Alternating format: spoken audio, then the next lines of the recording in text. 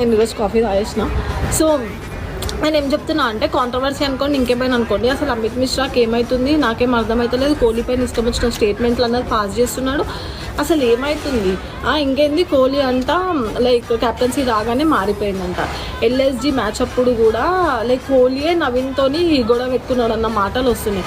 గౌతమ్ గంభీర్తో కూడా ఇష్యూస్ అయినప్పుడు గౌతమ్ గంభీర్ వచ్చి కోహ్లీతో సార్ట్ చేసుకుందంట. అది కాదంట, ఈయన బాధ ఏంది, కోహ్లీయే వెళ్ళి గౌతమ్ గంభీర్తో సార్ట్ చేసుకోవాలంట. అసలు ఏమవుతుంది? ఎందుకు? ఇది ఒక సీనియర్ ప్లేయర్ అయి ఉండి అండ్ అక్కడ లైక్ ఆఫ్ఘనిస్తాన్ ప్లేయర్ నవీన్ హుల్లాకే చెప్పిండు ఏమని చెప్పేసి, మాకు అయింది, మేము ఇద్దరం వెళ్ళి సార్ట్ చేసుకున్నాం, అయిపోయింది, మాకు సెట్ అయిపోయింది, మాది మధ్యలో తీసుకురాకండి అని చెప్పేసి.